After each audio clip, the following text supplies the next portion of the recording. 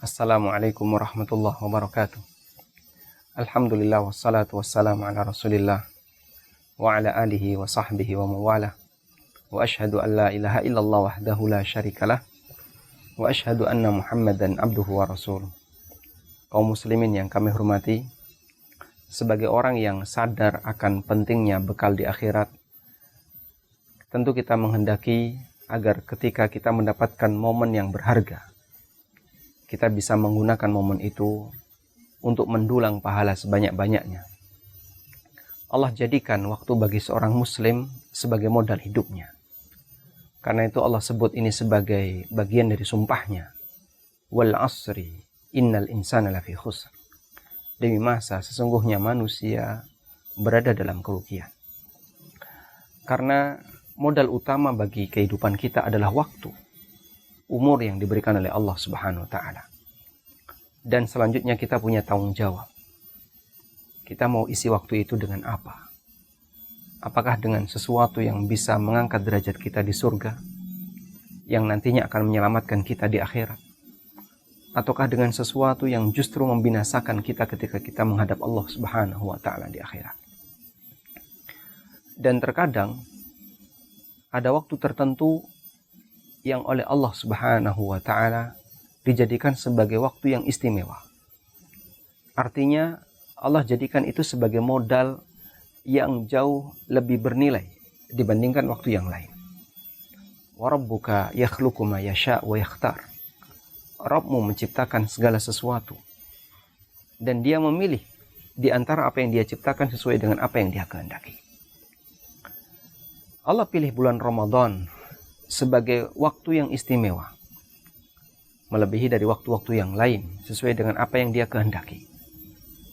Maka Allah jadikan bulan Ramadan sebagai modal yang lebih bernilai dibandingkan dengan waktu yang lain. Ibaratnya Allah kasih kesempatan, kalau kamu lakukan amal apapun di bulan Ramadan, itu jauh lebih menguntungkan dibandingkan ketika dilakukan di selain bulan Ramadan. Maka sekali lagi sebagai seorang muslim yang kita menyadari arti penting dari sebuah keuntungan untuk bisa mendapatkan bekal di yaumil akhir, tentu kita akan sangat berusaha untuk bagaimana caranya agar bulan Ramadan ini kita bisa mendulang keuntungan yang besar. Baik, salah satu di antara keistimewaan bulan Ramadan adalah Allah syariatkan sebuah amalan yang itu dilakukan di malam hari, yang di luar bulan Ramadan itu tidak ada. Itulah syiar sholat tarawih. Karena itu para ulama ketika memberikan jawaban, bolehkah kita merutinkan sholat tarawih di selain bulan Ramadan, di luar bulan Ramadan, misalnya di bulan Syawal atau bulan-bulan yang lainnya, agar sholat seperti ini tetap ada di kalangan kaum muslimin selesai mereka melaksanakan sholat isya, lalu ada pelaksanaan sholat tarawih. Jawaban para ulama, ya tidak boleh. Karena ini syiar, amal yang menjadi syiar di bulan Ramadan, sehingga tidak berlaku di bulan-bulan yang lain. Sehingga Allah sediakan ini satu amal yang istimewa, yang hanya ada di bulan Ramadan. Maka kita sebagai seorang muslim ditekankan, mari kita hidupkan bulan Ramadan yang istimewa ini dengan melaksanakan qiyamul lail berupa salat tarawih.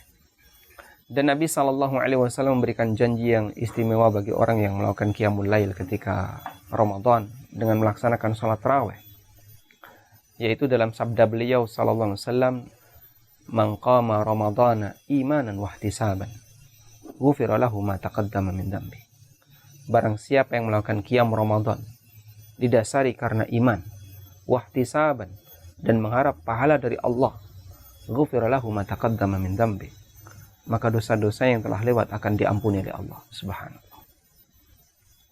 Amal sunnah tapi bisa menghapuskan dosa-dosa kita di masa silam. Itulah qiyam Ramadan. Dan bentuk qiyam Ramadan adalah semua ibadah yang kita lakukan pasca isya, setelah salat isya sampai subuh. Sehingga termasuk diantaranya adalah salat tarawih. Kemudian beliau menyebutkan syarat untuk bisa mendapatkan janji diampuni dosanya.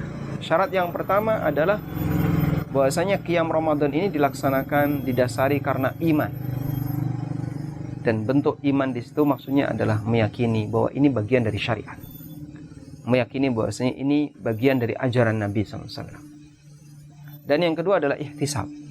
Yang dimaksud ihtisab adalah mengiringi amal itu dengan harapan besar untuk mendapatkan pahala dari Allah Subhanahu wa taala.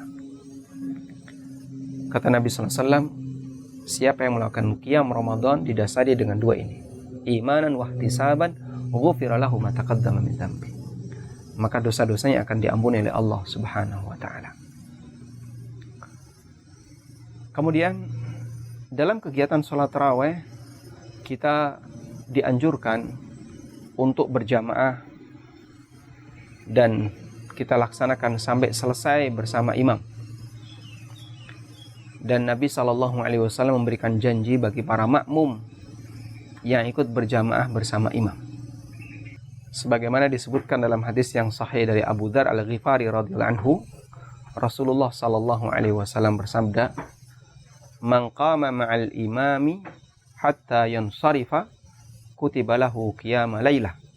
Barang siapa yang ikut sholat berjamaah, sholat tarawih berjamaah bersama imam sampai selesai, kutiba lahu qiyama lailah, maka dicatat untuknya mendapatkan pahala semalam suntuk.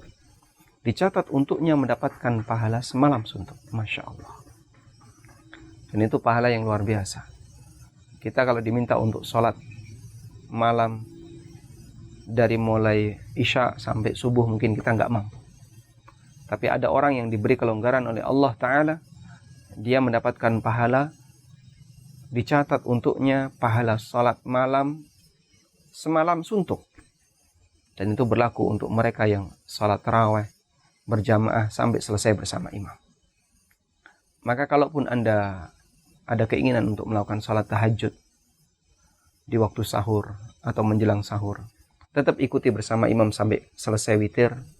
Kemudian nanti Anda boleh sholat lagi di malam hari. Karena witir bukan pembatas akhir sholat malam. Witir bukan pembatas akhir sholat malam. Sehingga tidak ada istilah bahwasanya orang kalau sudah witir nggak boleh sholat. Setelah witir orang masih tetap diperbolehkan untuk sholat. Dan Nabi SAW punya kebiasaan, terkadang seusai witir beliau sholat 2 rakaat.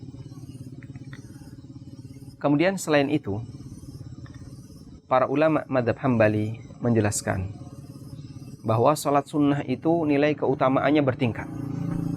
Sholat sunnah nilai keutamaannya bertingkat. Ada sholat sunnah yang memiliki nilai keutamaan lebih tinggi dibandingkan yang lain.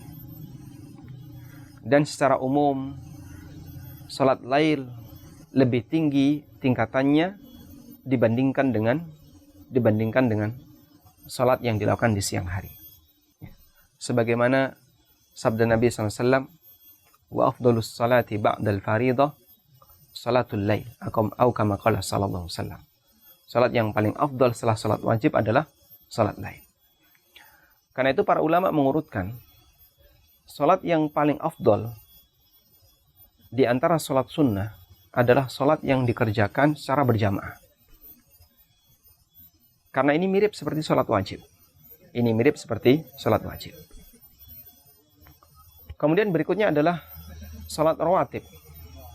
Yang ini mengiringi kegiatan salat wajib, baik qobliyah maupun ba'diyah. Kemudian berikutnya adalah salat tarawih. Karena ini qiyamul lail yang dilaksanakan di bulan Ramadan.